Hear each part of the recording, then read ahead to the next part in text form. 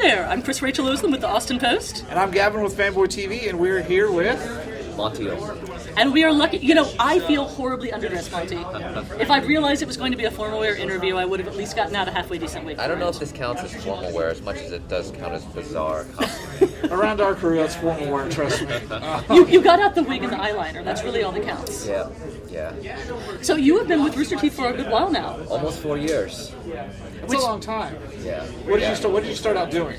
I started out, how far back do you want to go? I mean, 4 years. Well, once upon a time, okay. he was a tiny egg that hatched into a giant human being. As I journeyed through the, anyways. Yeah, we're not gonna get that descriptive. As I started out in season 8 of Red vs. Blue. They wanted to mix things up, so I'd known Rooster Teeth for a long time. I've been a fan since season 1. And they're really good about hiring from within the fan community. That's right. In fact, after I had made Haloid, the Halo Metroid video, they had called me, and we'd had a conversation, but at that same time, I was being scouted by several game companies who wanted to hire me as well. But I was down to talk with the Rooster Teeth guys. I was such a fan. And I thought they were just calling me to just be like, what's up? Hey, that was cool. But it turns out that 7 years ago, they were trying to hire me, and I didn't realize it. Wow. I guess, but at the time I had stars. Were they just too casual about it? I guess so, yeah. They were Hey, maybe you want to come work or not? No, yeah, I guess I didn't hear it, mostly because I was already on my way to, big shot video game jobs. But I find out like 5 years later, after meeting up with Bernie Burns again. We met for the first time at San Diego Comic-Con that year. But I found out 5 years later, that we were trying to hire you 5 years ago. And I was finishing up a game at the time, and it just so happened that I was invited to be on a panel at Comic-Con. I saw Bernie, and since I was finishing up a game, I was looking for new work.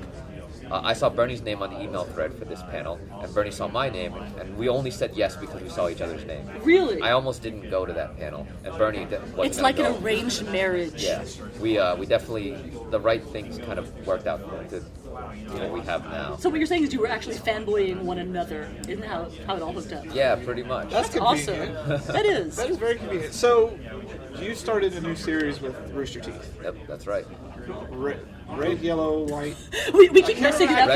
Red, white, black, yellow, which Yes. spells RWBY, if you can pronounce it that way. RWBY. Yeah, it's our new animated show.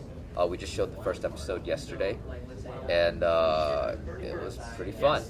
I like the reception. I think people are responding to it well. It was a lot of hard work for a lot of people. It seems to be a really ambitious project. Yeah. To build your own world, it certainly is. The 4 trailers, which I had kind of done over the last few months, were alongside the episode that we just aired yesterday. And there's a lot of work that goes into it. Did you actually have to pitch Bernie on like, hey, I want to do my own show, or did he come to you, or? Somewhat. After about 3 seasons of Red vs. Blue under my belt, Which he's already said he has no sympathy for anyone that whines about doing it for a long time. I had started kind of coming up with this notion of an animated show. I had done a lot of R&D for how to deliver the show over the past 5 years, just on and off, just doing tests and renders and such, and then came up with a concept for the theme of the show. Somewhere between consciousness and I was like half asleep, but I'll align those letters to mean what they are. It's a color scheme I like: red, white, I have black. that subtle impression, yeah. And then I was able to a lot of finagling goes on with the show where I align the right elements and it just somehow works. And so once I had a complete idea, I started kind of picking Bernie's brain. You could probably track back to a certain podcast where I'm kind of like quizzically asking, and very coyly, just so Bernie, like, what do you think of this? Would a show like this kind of fit with us? And then came a day where I came up to Bernie and just kind of threw a concept at him. He said that sounded awesome. From there on, it was just like, well, we knew it was going to happen. One of the things I really like about watching shows online is they're not limited in length. I mean, if you're watching something on TV, it has to be 22 minutes if it's a half-hour show, 48 minutes if it's a 1-hour show, Yep. whereas your episodes can be as long or short as they need to be to tell a story. That's right. Is that something you find an advantage or a disadvantage with doing your online animation? I think it is an advantage where you still aspire for conventional storytelling. that are what they are for certain reasons. But yeah, it's an advantage we have that we don't have to adhere to those conventional storytelling means. Sometimes things are better in shorter form or longer form, depending on how you want it to be delivered. Like these days, we have trilogies or things that extend beyond trilogies because we realize the story is so much larger than a single movie. And the better format for that might be a television show, and it's like the lines between these mediums get blurred very easily these days, and so I think there are certain movies out there that would have been better as a 10-minute YouTube clip. That there's just as much good stuff in that one movie that could have been boiled down into 10 minutes. So like maybe that's the right format for certain things.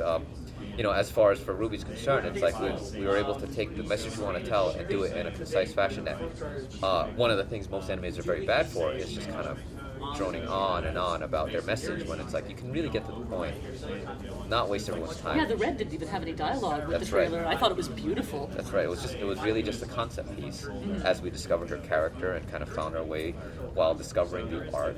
And we still kind of discover the art of the show as we make it, and that we essentially we discover a lot of the show as it goes along, and we then figure out we've thus landed on a number, and even that number isn't certain of what the episode length should be. What was your biggest inspiration behind the show? Because the trailers alone just blew me away. The biggest inspiration, honestly, is kind of like, there's a long version and a short version of what I've wanted to make. The long version is I've had scenes in my head for years and years and years upon wanting to make film. But far before I was ever animating, I just wanted to make. I had scenes in my head. And then on top of that, the short story is last June I came up with a set of characters and a set of rules and a set of weapons and a world and a level of technology. And now I'm taking the things I've wanted to make and making them fit into the show that we now have. And so like I have concepts and ideas for sequences from 6, 8, 12 years ago. Well, I'm looking forward to watching this show in the whole, because when I looked at it, it was like all my favorite parts of Sucker Punch without the horrible. Well, that's definitely one of the movies that I think could be 10 minutes long. Yeah, that's It was a lovely definitely- concept. Yeah. It didn't really need to be. Yeah, so that's why I thought that's what Sucker Punch should have been. That's what I was expecting, and now I get to actually watch it. So I'm kind of excited because just the action scenes and trailers alone, I was sold. Cool. That was it. That's all it took for me. Awesome. He's easy though. I'm very easy. I'm also a very cheap date, so that's how it all just goes hand in hand. What can I say? So am I. Well, thank you so much. Thank you. Everybody, stay tuned. Watch it. You're going to really enjoy the show. Thank you.